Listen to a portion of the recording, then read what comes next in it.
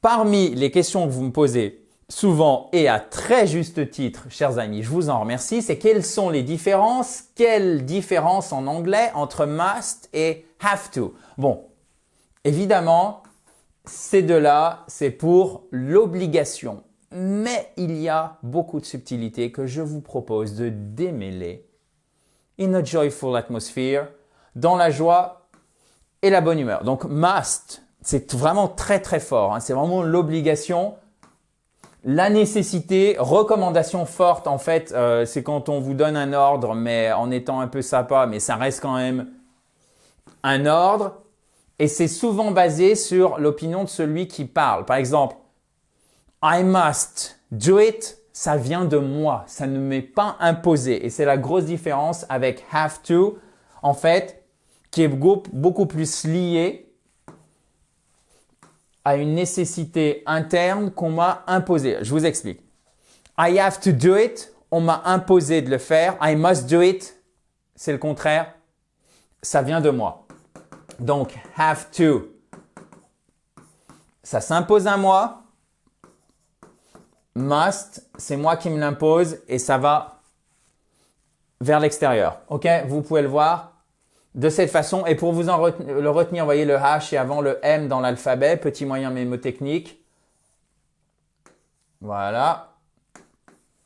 Donc, must, c'est plus loin, ça vient de moi. Have to, c'est avant, ça vient à moi. Obligation externe, obligation interne. Ok, donc ça c'était pour must. Je me suis un peu emporté, je vous ai déjà fait le have to. Donc must, obligation interne. You must wear a helmet when you ride a bike. Vous devez porter un casque quand vous faites du vélo. Ok, you must.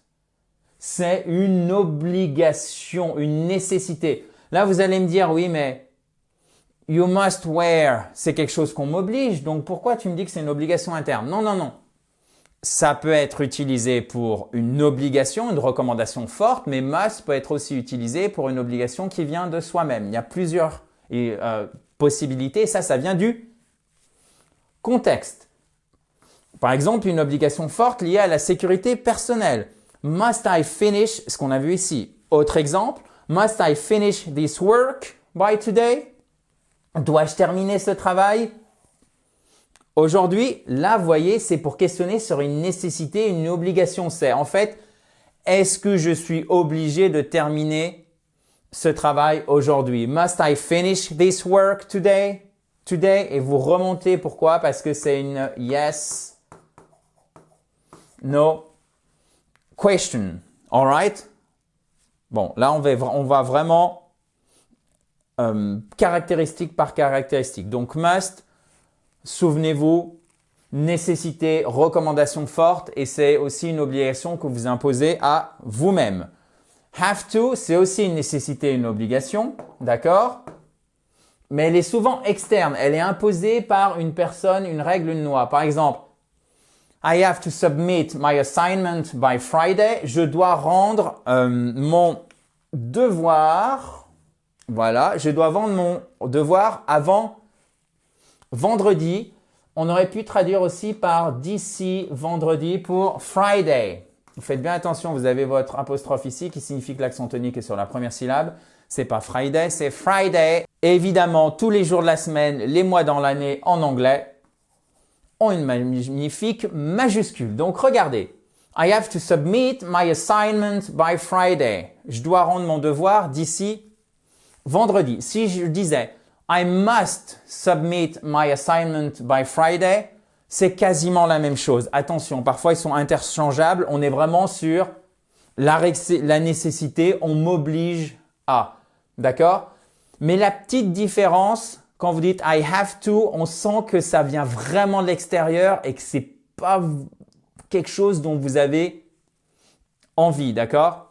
Là, du coup, I must, ça serait assez neutre, c'est-à-dire ça resterait un ordre, mais I have to, on sent vraiment le côté, ça vient de l'extérieur. Attention, là, je suis dans la subtilité de l'anglais. Je peux vous dire que pas la plupart, mais un locuteur natif sur deux ne ressent pas ces différences, mais nous, on va bien faire les choses, donc on va un petit peu plus loin.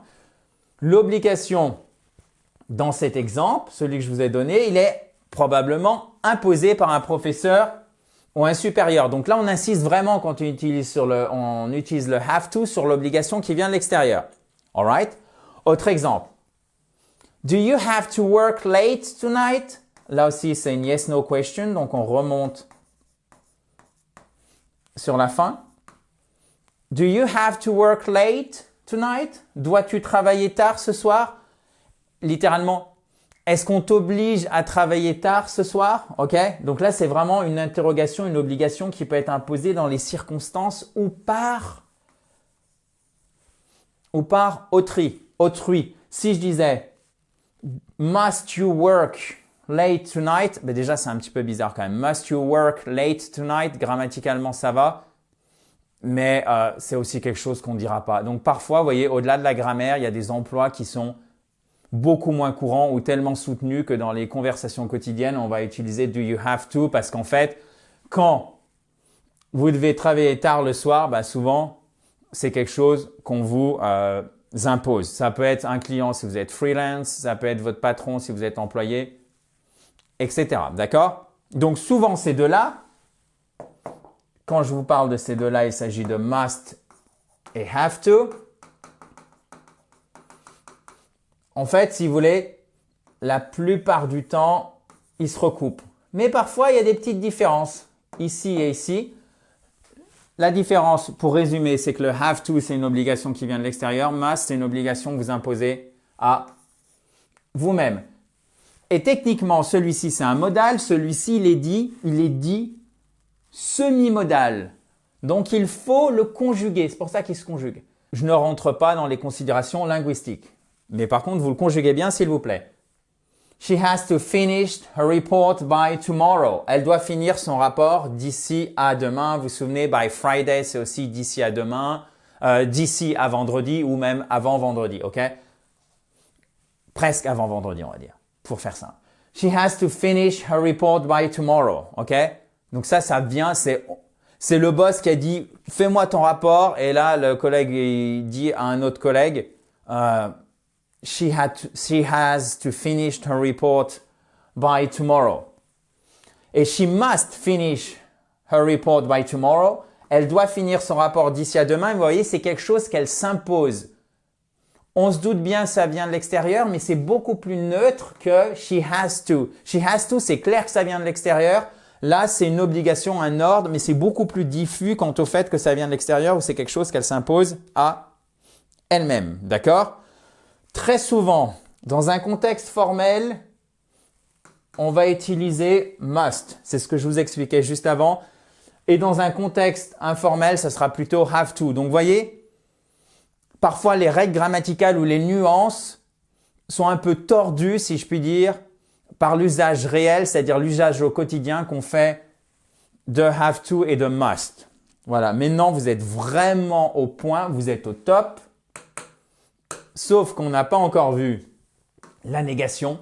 Must not, ça devient mustn't. Et attention, ça s'écrit comme ceci.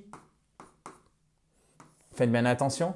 You mustn't smoke here. You must not smoke here. Vous voyez, si je ne mets pas la contraction et que je dis not, you must not smoke here, c'est vous ne devez pas fumer ici, mais en fait, il est interdit. Vous voyez, en français, c'est presque comme si on n'osait pas vraiment interdire, ou on va se défausser un peu d'être l'émetteur de l'interdiction. On va dire « il est interdit de fumer », une voix vraiment impersonnelle, parce que c'est qui ce « il » ? Ben, c'est personne et c'est tout le monde à la fois, mais c'est surtout pas moi quand je parle. Vous voyez ? Donc c'est vraiment intéressant parce que derrière la langue se cache toujours la culture, c'est-à-dire la façon de faire les choses et la façon d'interagir avec autrui, si je puis dire. Donc, you must not, c'est vraiment l'interdiction, attention, alors que, et c'est une des subtilités des différences entre les deux, que not have to, don't have to, c'est l'absence de nécessité. Vous voyez, c'est pas du tout la même chose. Interdiction et absence de nécessité, donc c'est interdit, c'est pas nécessaire. Tu n'es pas obligé de venir tôt demain. D'accord? On ne dira pas Il n'est pas obligé de venir tôt demain. Il n'est pas obligé de venir tôt demain. Vous voyez, quand c'est positif, hop, on revient sur le tu. Bon, je dis ça évidemment avec une pincée de provocation, mais je pense vraiment que ça reste une réalité. Dites-moi d'ailleurs si vous êtes d'accord avec ça ou pas. Si la façon dont on s'exprime, les différences entre les langues montrent aussi les différences de culture. You don't have to come early pour le meilleur ou pour le pire, pour ce qui est bon ou ce qui est moins bon. You don't have to come early tomorrow. You don't have to come early tomorrow. Tu n'es pas obligé de venir tôt demain. Et voyez, quand je vous dis you don't have to come early tomorrow, c'est moi qui te dis, ça vient de l'extérieur pour toi. Tu n'es pas obligé. Donc, faites bien la différence entre must not et not to have. OK? J'ai oublié de vous dire que bien sûr, vous pouvez tout télécharger et faire le quiz d'application en cliquant sur le i qui est juste ici ou sur le lien. Alors, le i qui est juste ici, c'est vous êtes notamment sur ordinateur. Si vous êtes sur mobile ou sur tablette, tout se trouve ici. Vous avez, et c'est en accès libre, vous pouvez télécharger tout le cours. Profitez-en. C'est en PDF. Vous retrouvez exactement la même présentation si vous avez envie de progresser un peu plus en autonomie, c'est-à-dire un petit peu plus que simplement regarder la vidéo. Bon, chers amis, je vous espère en pleine forme. Si vous avez le moindre commentaire, le moindre question, s'il y a quelque chose qui n'est pas clair ou si c'est clair mais vous voudriez être vraiment sûr, vous pouvez écrire un commentaire juste en dessous et on reviendra vers vous rapidement. Je vous dis à très vite dans la joie et la bonne humeur. Have a nice day. Bye bye.